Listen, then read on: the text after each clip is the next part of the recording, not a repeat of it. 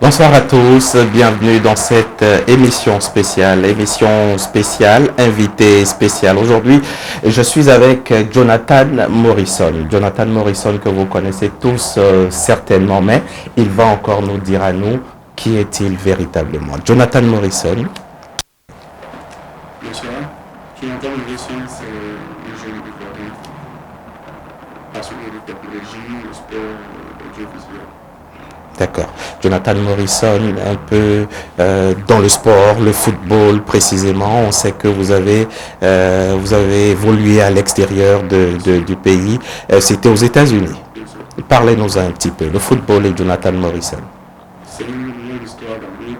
Depuis tout petit, je jouais au football dans mon quartier à l'intérieur. Je suis parti aux États-Unis à l'adolescence. J'ai poursuivi la même passion jusqu'à ce que je me quitte pour des raisons physiques. D'accord. Pour des raisons physiques, vous êtes blessé au football. D'accord. Et vous avez décidé de rentrer en Côte d'Ivoire. Oui. Pourquoi? Pour participer au développement du pays en apportant ma touche, ma spécialité, mes connaissances, mon expérience, tout ce que j'ai appris aux États-Unis. Spécialement dans le football? Dans le football, dans l'audiovisuel, dans la communication, le marketing. D'accord. Et quand vous êtes rentré à Abidjan, vous avez commencé par quoi? Par la première étape de l'agenda, qui est l'établissement de Tchin-Tchin, la compétition de football, le petit poteau, de grande envergure, qui a été une réussite des premières éditions. D'accord. Cam Tchin-Tchin 2022, c'était vraiment inattendu. Beaucoup de gens n'y croyaient pas au départ. On vous accusait d'être un imposteur. Vous avez réussi à séduire beaucoup de gens. D'où sont venus tous les fonds qui ont contribué à réaliser ce rêve? Parce qu'on a vu qu'il y avait beaucoup de montants qui ont été annoncés, les gains étaient faramineux, ça n'avait jamais été vu encore ici, en tout cas dans ce genre de tournoi. Bien sûr, bien sûr. Il faut dire qu'on a commencé sur fonds propres. Jusque-là, jusqu'à présent, tout ce qu'on fait, c'est sous fonds propres. Pas de financement, pas de subvention, tout ça. C'est avec les partenariats qu'on tisse, les affaires que nous fait, notre propre comptabilité qu'on remet, qu'on réutilise pour l'avancement de la compétition et de tous les projets. Le Cam Tchin-Tchin 2022, bien sûr, il y a eu l'édition 2023, mais le 2022, combien de francs ont été mobilisés en tout? Combien de francs ont été mobilisés en tout? Vous parlez de la cagnotte ou bien de l'organisation? L'organisation, cagnotte y compris. Qu'est-ce que votre établissement, 13 établissements, parce que c'est le nom de votre entreprise, vous allez nous expliquer un peu quels sont les motifs, enfin, qu'est-ce que 13 réalisent, à part le Cam Tchin-Tchin. Mais avant de venir à cela, qu'est-ce que la cagnotte, la cagnotte et tout ce que l'organisation a nécessité? L'organisation des Tchin-Tchin, une seule édition, ça coûte beaucoup d'argent. J'ai décidé de ne plus parler des sommes d'argent dans les médias et tout ça, mais il faut savoir que ça coûte plusieurs centaines de millions. Plusieurs centaines, d'accord. Cam Tchin-Tchin 2, par rapport au 1, à la première édition, en tout cas 2022, quelle différence? Est-ce que vous avez été satisfait encore plus, ou bien il y a eu des manquements, ou bien il y a encore beaucoup à faire? Nous avons été beaucoup satisfaits de la deuxième édition qui, selon nous, était plus réussie que la première édition. Par rapport à l'engouement, on a vu des milliers de personnes dans les rues célébrer leur victoire à la finale, et même leur qualification en finale. On a apporté de nouvelles technologies cette année, la VAR, les cars qui transportaient les joueurs, et tout était vraiment super bien organisé. L'audience était même doublée. On a fait 1 million de vues en une seule journée sur nos pages Facebook. La finale, le jour de la finale, le match de la finale a été regardé plus d'1 million de fois en moins d'un jour. Comparé à l'année passée de 2022 qui n'a même pas encore arrivé à 500 000 vues jusque-là. Cam Tchin-Tchin 2, donc plus réussi que Cam Tchin-Tchin 1, et côté rentabilité? Côté rentabilité, c'est toujours difficile. On fait des erreurs. Vu qu'on continue à travailler sous fonds propres, on a beaucoup de difficultés. Les difficultés se sont multipliées à la deuxième édition, mais on a tenu le coup. Notre objectif, c'était de terminer la compétition en beauté et c'est ce qu'on a fait. Vous ne cessez de parler de fonds propres et pourtant on a vu beaucoup d'annonceurs sur l'événement. Ce sont des partenariats. Voilà. Quand je dis fonds propres, je parle de... ces annonceurs, ils viennent par rapport à un travail qu'on leur offre. Voilà. Donc, ce n'est plus comment dirais-je, de la subvention, ou bien de l'aide, quelque chose comme ça. Voilà. C'est une offre et on est obligé de le faire pour pouvoir... Parce qu'on n'est pas... on n'a pas tous ces moyens-là. On est obligé d'avoir des partenaires, on est obligé voilà, d'apporter quelque chose pour pouvoir avoir quelque chose en retour. Donc... 13. Qu'est-ce que ça vous évoque, ce chiffre? 13. Beaucoup de bonnes choses. Tout, presque tout, voilà, toute ma vie. Je suis né le 13 février, donc voilà. D'accord, 13 février. Votre bâtiment où nous sommes aujourd'hui s'appelle 13. Bien sûr. Et puis 13, quand c'est écrit en lettres, c'est assez spécial, l'écriture. Pourquoi? Bon, on a mis 2 i par rapport à d'abord la beauté. Parce qu'on voulait transformer ça en logo, il fallait créer de l'espace et tout ça. Et en plus de cela, vu que je suis né le 13 février, 2i qui représente 2 pour le deuxième mois de l'année. Voilà. D'accord. Cam Chinchin et Jonathan Morrison qui revient des États-Unis. Pourquoi il y a tant de problèmes autour de l'homme? Pourquoi il y a tant de débats, tant de polémiques? Parce que l'homme porte des fruits. C'est ce que je comprends. Il y a beaucoup de problèmes parce qu'on a beaucoup d'ennemis. Je ne sais pas si j'emploie le mot correct, mais quand on vient dans un pays, on réalise quelque chose d'aussi grand, il y a forcément des gens qui sont prêts à tout pour lui. Et c'est ça. Mais il y en a beaucoup aussi qui sont rentrés, qui sont venus, qui font beaucoup de grandes choses et qui, malheureusement, pourquoi malheureusement, mais qui arrivent à passer tranquillement leur chemin sans que les problèmes soient aussi nombreux les concernant. Bien sûr, parce qu'on n'a pas le même chemin. Moi, je suis beaucoup plus célèbre, beaucoup plus connu que ces personnes-là. Je parie que s'ils étaient aussi connus, aussi célèbres que moi, ils auraient eu ce genre de problème-là. Je pense que la plupart de nos problèmes viennent de la célébrité d'abord et on est victime de notre propre réussite. Voilà. Parce que beaucoup de personnes nous en veulent, beaucoup de personnes qui nous ont jamais vus, qui nous ont jamais rencontrés, qui nous ont jamais côtoyés, qui entendent beaucoup de choses, et automatiquement se positionnent contre nous. Honnêtement, on n'a pas d'explication en cela, mais c'est ce que je pense. D'où vient votre célébrité? Je pense que ça vient de la réussite de Chinchin. Mais avant Chinchin, on savait qui était Jonathan Morrison. Bien sûr. D'où vient votre célébrité?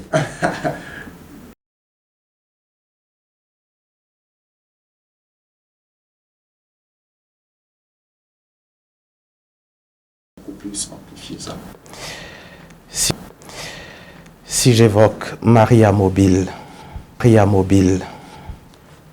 est-ce que ce n'est pas une des raisons pour lesquelles vous étiez célèbre aussi? Vous étiez connu avant le Cam Chinchin? On peut dire ça, mais pas vraiment.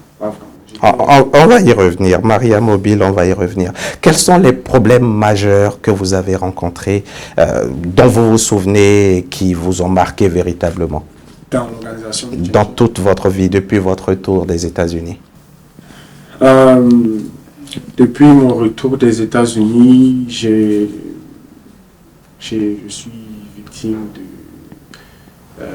d'une grosse campagne de dénigrement depuis que j'ai annoncé l'organisation du tournoi. Il y a beaucoup de personnes qui ont juré que c'était impossible de réaliser une telle compétition. Et lorsque on a réalisé la compétition avec beaucoup de succès, ils n'ont pas digéré, donc ils sont restés sur le garde. Et voilà, à chaque occasion qu'ils gagnent, ils profitent de l'occasion. J'essaie de me saluer parce que pour eux, le meilleur moyen de m'atteindre, c'est de porter atteinte à ma réputation. Donc, je pense que c'est de là que c'est le plus gros problème que j'ai rencontré depuis que je suis là. Mon image partout. Personne ne parle réellement de la compétition ou des projets, mais tout le monde attaque la personne. D'autres problèmes aussi, on pourrait dire des problèmes financiers, parce que les gens, quand ils apprennent que c'est Jonathan Morrison qui est derrière, automatiquement les prix augmentent, tout le monde se dit, oh, il a l'argent, oh, c'est tout ça. Donc, ça aussi, c'est un problème qu'on a rencontré, surtout à la deuxième édition de Tchin après avoir payé la cagnotte passée.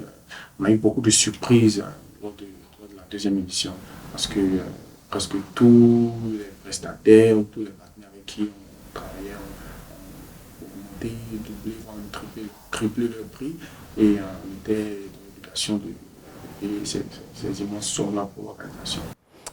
Quand vous voyez tous ces problèmes qui vous tombent dessus, est-ce qu'il vous est venu une fois l'idée de rentrer, de retourner aux États-Unis? Est-ce que vous avez eu à regretter votre soif de venir apporter votre contribution au développement de la Côte d'Ivoire? Non, pas du tout. Jamais. Jamais cela ne vous a ébranlé. Jonathan Morrison est riche. En maturité, en intelligence, oui. En argent. Jonathan Morrison est-il riche en espèces trébuchantes et sonnantes? Honnêtement, je réponds à cette question parce que chacun a sa définition de riche. Chacun a sa définition de riche. Mais pour l'instant, ce que je peux dire, c'est que je n'ai pas encore atteint le niveau que je vis. Le tout dernier problème dont on se souvient, c'est la garde à vue dont vous avez fait l'objet à la brigade de recherche. Expliquez-nous cette séquence de votre vie. Okay. D'abord, avant de parler, je tiens à remercier tous ceux qui m'ont apporté du soutien, toutes les personnalités qui sont intervenues, le boss à Salfo, là, tous les vieux pères qui ont joué la médiation. J'ai fait des erreurs. J'ai commis une erreur en faisant une vidéo de bras de fer parce que j'ai été poussé par la colère avec toutes ces accusations sur les réseaux sociaux. J'ai fait une vidéo qui a été utilisée pour convaincre les autorités d'une manière ou d'une autre. Et donc, voilà. Je ne vais pas vraiment parler de cette affaire-là parce que c'est très profond. Je préfère rester à la surface pour éviter de réveiller d'autres choses, mais c'est réglé cette affaire. C'était quoi? 19 millions de francs CFA qu'il fallait remettre à des dirigeants de club. Ça a été payé. Par 13 ou par quelqu'un d'autre? Par 13. Personne, aucune des personnalités dont vous avez cité le nom, n'a sorti de l'argent pour vous aider à sortir de ce problème. Bien. Aucune de ces personnalités n'a sorti de l'argent. Certaines personnalités avaient proposé, mais on a refusé. D'accord. Et 13 a réglé son problème tout seul. Quels sont vos rapports aujourd'hui avec la FIF? La Fédération ivoirienne de football, on a de très bons rapports. Là, on se prépare à débuter la communication autour des éléphants pendant la CAN, parce que c'est pour ça que j'ai été approché. Et on a de très bons rapports. Tout se passe bien avec le président. À chaque match, on m'appelle pour passer prendre mon billet pour venir regarder les matchs, pour me familiariser un peu avec l'environnement afin d'être efficace pendant la CAN. Et quel rôle va jouer exactement 13 ou Jonathan Morrison, votre personne, dans cette Coupe d'Afrique des Nations qui arrive? Mon objectif, c'est... Le rôle d'abord que la FIF vous a assigné, c'est quoi? Voilà, c'est de promouvoir. Oui, mais beaucoup plus booster l'engouement des Ivoiriens derrière l'équipe nationale. Voilà. Pour attirer les Ivoiriens à supporter davantage et créer des animations qui pourront maintenir les Ivoiriens derrière leur équipe nationale. Vos rapports avec la fédération de Maracana? La fédération du Petit Poteau. Petit Poteau. On a de très bons rapports. Maintenant, ça va. Maintenant, ça va. Allez-y. Yeah. Maintenant, ça va. Tout se passe bien depuis des mois maintenant. Il y a eu des petits frottements pour incompréhension et tout ça, mais tout s'est réglé. Tout se passe super. Vous êtes insolent, monsieur Jonathan Morrison. Souvent. Souvent, vous reconnaissez. Mais pourquoi? Si vous savez que c'est pas bien l'arrogance. Bien sûr, il y a des situations qui arrivent dans la vie. Où il faut être arrogant. Non, pas vraiment, il faut être arrogant, mais où il arrive de perdre le contrôle de soi-même sous l'effet de la colère ou de l'injustice. On veut se débattre. Et voilà. Pas forcément quelque chose qui est voulu, quelque chose voilà, qui est prévu, mais j'essaie de travailler. Vous travaillez à corriger cela. Vos rapports avec la légende Didier Drogba.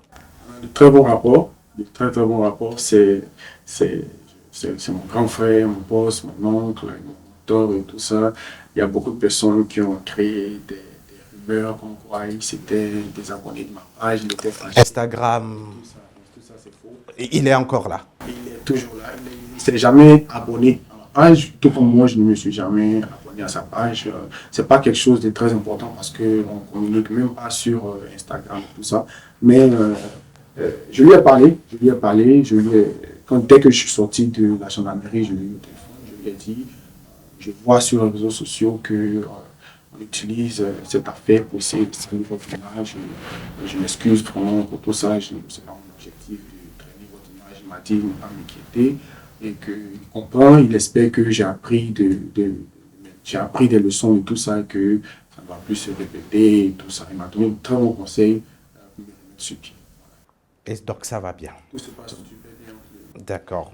Et avec votre famille, est-ce que ça va aussi bien? Oui, tout se passe bien. Tout se passe super bien avec la famille, avec tout le monde, ma famille. Même avec le père, Oui, même avec le père. tout va bien. Tout va bien. Le père était venu, mon père, je pourrais dire le père. Mon père était venu il y a quelques mois de cela au bureau, je n'étais pas là, il a été reçu par la directrice, ils avaient parlé et elle était en train de faire la médiation. Récemment, on a fait la paix par rapport à tout ce qui s'est passé et tout se passe bien. Tout va bien. Un sujet sur lequel je reviens, c'est Maria Mobile. Qu'est-ce que c'est? Il y a des sorties auxquelles on assiste actuellement. Maria Mobile qui a été votre compagne à un moment donné.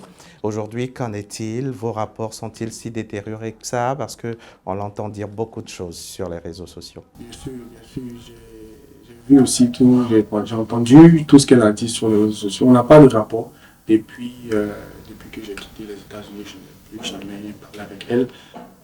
Je ne sais pas, honnêtement, pourquoi elle fait ses sorties, pourquoi elle dit tout ce qu'elle est en train de dire. Mais moi, je ne vais pas rentrer dans tout ça. Voilà.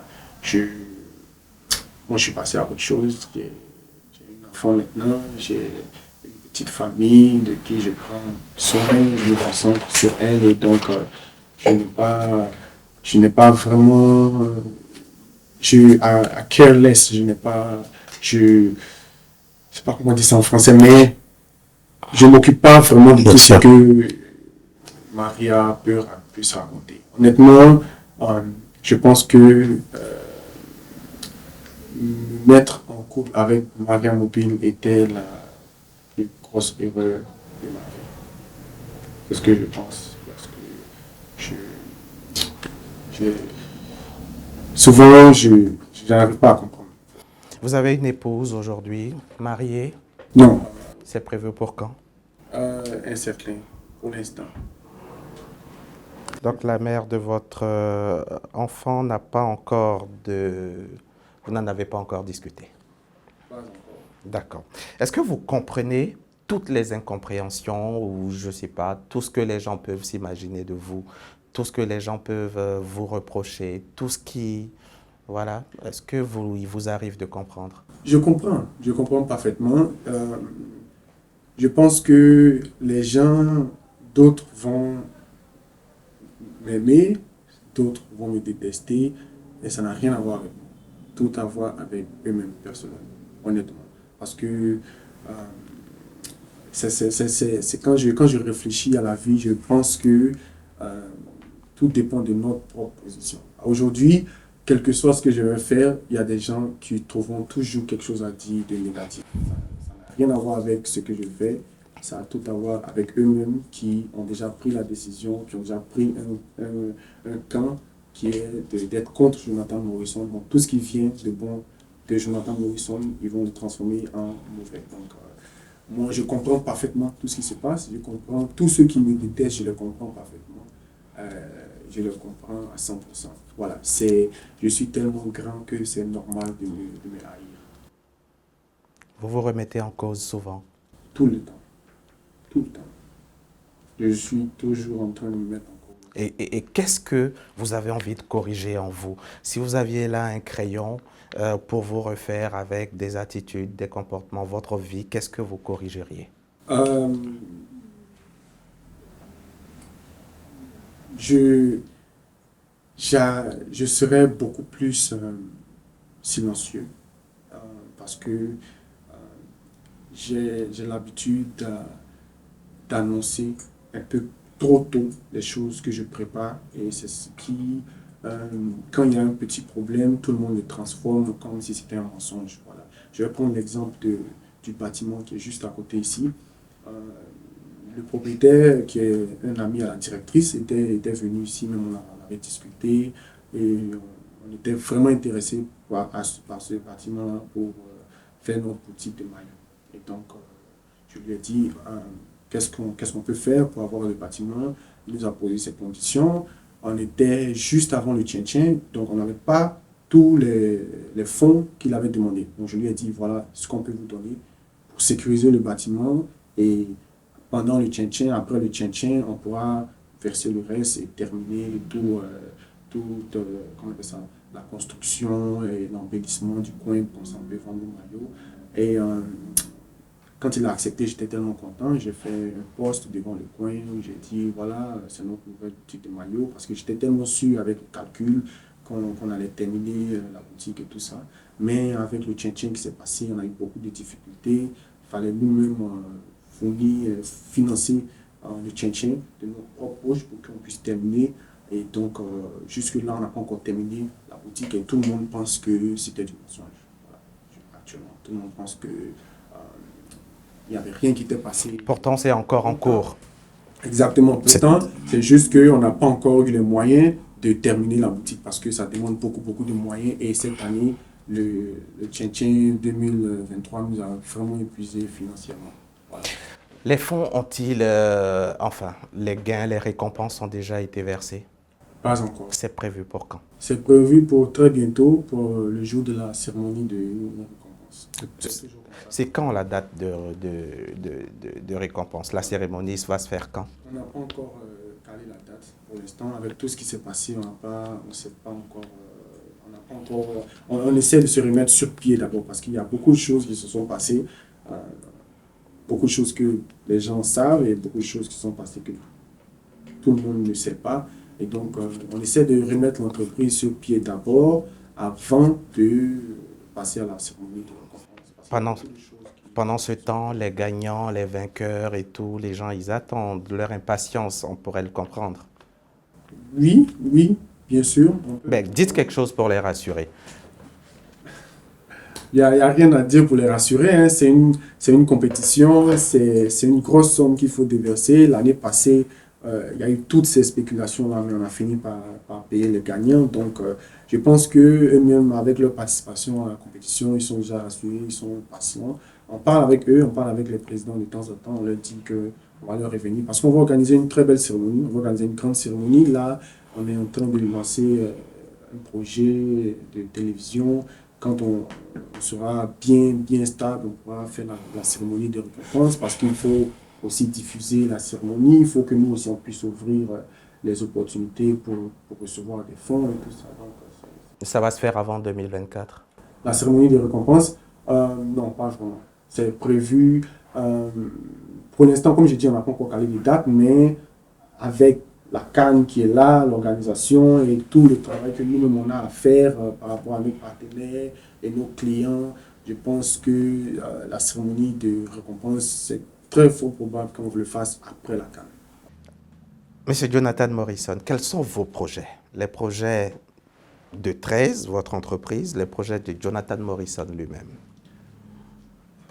Bon, on a pas mal de projets dont j'ai décidé de révéler maintenant, de ne plus en parler, mais de les réaliser. Voilà. Donc, je ne souhaite pas, parce que ce que j'ai remarqué, c'est que les, les gens ne sont pas très patients. Quand on annonce quelque chose ou bien quand on parle d'un projet qu'on veut faire, les gens espèrent que ça se réalise le lendemain même ou soit le jour J. Et quand ça fait quelques semaines, quelques mois qu'ils ne voient pas, automatiquement ils mettent ça sur le compte d'un mensonge. Donc là maintenant, j'ai décidé de ne plus parler de projet, de ne plus, comment dirais-je, annoncer le projet. J'ai décidé de les réaliser et de les révéler quand tout sera prêt.